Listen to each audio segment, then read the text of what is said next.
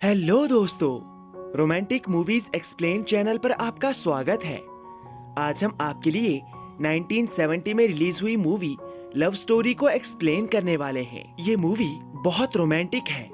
I guarantee कि इस movie को अंत तक देखने के बाद आप भी अपने आंसू नहीं रोक पाएंगे। कहानी की शुरुआत में हम एक लड़के को देखते हैं जिसका नाम ओलिवर बैरेट है।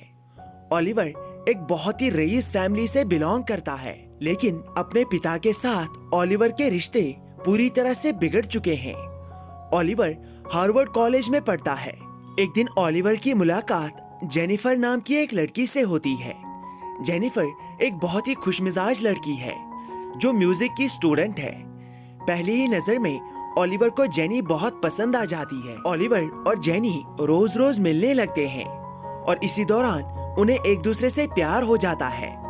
हालांकि जेनी एक मिडिल क्लास फैमिली से बिलोंग करती है, लेकिन ओलिवर को इस बात से कोई फर्क नहीं पड़ता। ओलिवर हार्वर्ड कॉलेज की टीम में आइस हॉकी खेलता है। हालांकि ओलिवर एक बहुत अच्छा प्लेयर है, लेकिन फिर भी वो अपनी टीम को आईवी लीग टाइटल नहीं जिता पाता, क्योंकि मैच के दौरान उसे बहुत गुस्सा आता है और गुस्से की वजह से उसे डगआउट में बैठना पड़ता है।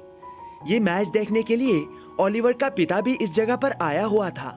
ओलिवर को इस तरह से खेलता हुआ देखकर वो अपने बेटे से डिसअपॉइंट हो जाता है।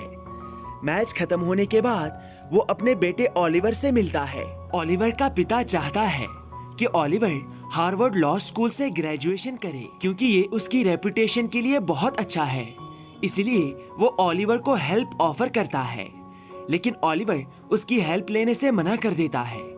वो कहता है कि मैं हार्वर्ड लॉ स्कूल में पढ़ूंगा, लेकिन मैं अपनी मेहनत के दम पर हार्वर्ड लॉ स्कूल में एडमिशन लेना चाहता हूँ। अपने पिता से मिलने के बाद ओलिवर जेनी से मिलने आता है। वो जेनी को अपने फादर और उसके बीच चल रहे झगड़े के बारे में सब कुछ बताता है। जेनी उसे समझाती है कि पेरेंट्स का प्यार इस दुनिया में सबसे कीमती चीज है।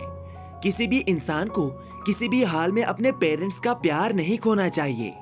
इस बात पर ओलिवर उससे कहता है कि मैं भी चाहता हूँ कि मेरे पेरेंट्स मुझे प्यार करें, लेकिन वो लोग चाहते हैं कि मैं उनके इशारों पर नाचूं, और मैं ऐसा नहीं कर सकता। मैं अपनी लाइफ अपने तरीके से जीना चाहता हूँ। रात में ओलिवर और जेनी के घर पर जाकर इंटीमेट हो जाते हैं। अगले दिन सुबह ओलिवर जेनी को शादी के लिए प्रपोज करता है और उसके प्रपोजल को जेनी एक्सेप्ट कर लेती है। जेनी और ओलिवर एक दूसरे के साथ बहुत खुश थे। वो टाइम को बहुत अच्छे से एंजॉय कर रहे थे। एक दिन ओलिवर जेनी को अपने घर पे ले जाता है। ये घर किसी महल से कम नहीं होता है। ओलिवर जेनी को अपने पेरेंट्स से मिलाता है ताकि वो उनसे शादी की परमिशन ले सके, लेकिन ओलिवर के पेरेंट्स को जब ये बात पता चलती है कि जेनी एक मिडिल क्लास फैमिली से बिलोंग करती है, तो वो बातों बातों में जेनी और उसकी फैमिली का मजाक उड़ाते हैं। इस बात पर ओलिवर को गुस्सा आ जाता है और वो जेनी को लेकर वहाँ से चला जाता है। कुछ दिन के बाद ओलिवर का पिता ओलिवर को मिलने के लिए बुलाता है, जहाँ पर वो ओलिवर को जेनी से शादी करने के लिए मना करता है। ओलिवर अपने पिता की बात को नकारते हुए कहता है कि मैं शादी करूंगा तो सिर्फ जेनी से।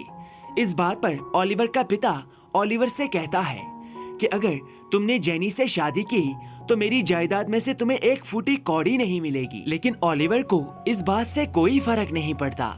वो अपने सच्चे प्यार के लिए अपनी जायदाद को त्याग देता है और ग्रेजुएशन कंप्लीट होने के बाद वो जेनी के साथ एक चर्च में शादी कर लेता है। शादी के बाद ओलिवर और जेनी एक नए घर में शिफ्ट हो जाते हैं।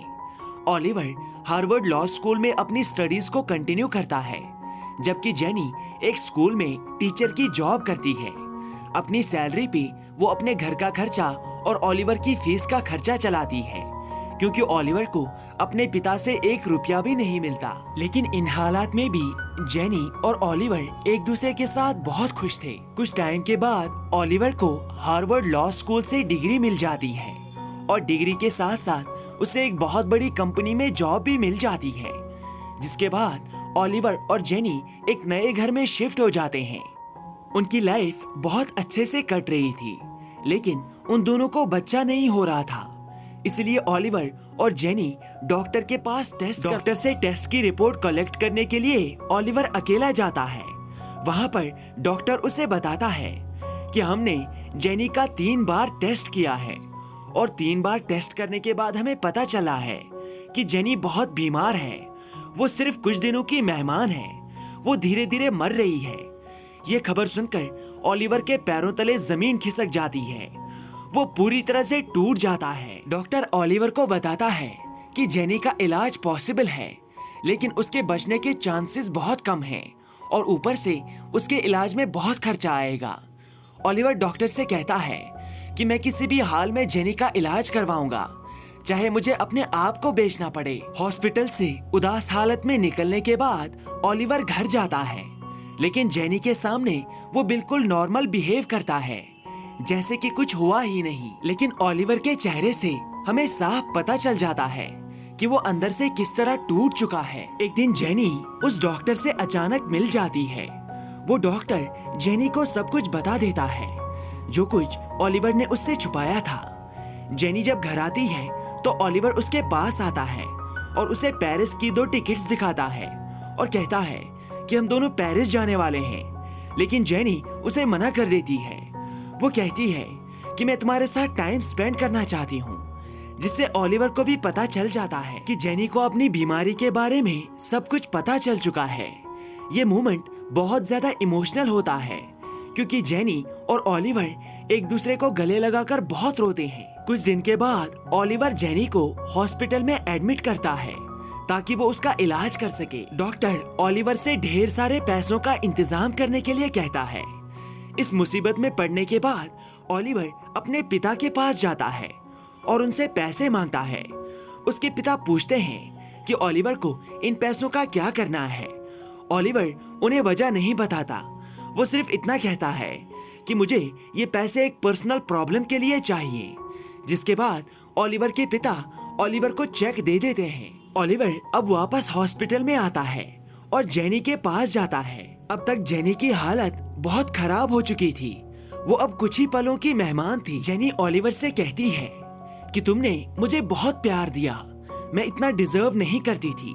तुमने मुझे किसी भी चीज से नहीं रोका, लेकिन मेरे जाने के बाद तुम खुद को मेरी इस हालत के लिए जिम्मेदार मत मानना। ये मोमेंट इस मूवी का सबसे ज्यादा इमोशनल मोमेंट है, जिसे देखकर मेरी आंखों से भी आंसू निकल रहे थे। जेनी ओलिवर को एक आखिरी बार हग करने के लिए कहती है। जैसे ही ओलिवर जेनी को हग करता है, तभी जेनी इस दुनिया को छोड़कर चली जाती है। ओलिवर उस कमरे से रोते रोते बाहर आता है और हॉस्पिटल से बाहर निकल जाता है, जहाँ पर उसकी मुलाकात उसके पिता से होती है। वो ओलिवर को जेनी का इलाज कराने के लिए हेल्प ऑफर करता है। तभी ओलिवर उससे कहता है कि जेनी मर चुकी है। ओलिवर का पिता ओलिवर से सॉरी कहता है। इसके जवाब में ओलिवर कहता है, love means never having to say you are sorry. इसके बाद ओलिवर रोते रोते उसी जगह पर चला जाता है जहाँ पर वो अक्सर जेनी के साथ आया करता था, जहाँ पर उसने जेनी के साथ कुछ पल बिताए थे। इस जगह पर वो जेनी के साथ बिताए हुए उन खूबसूरत पलों को याद करता है। और इसी के साथ ये मूवी यहाँ पर समाप्त होती है। Thank you and take care.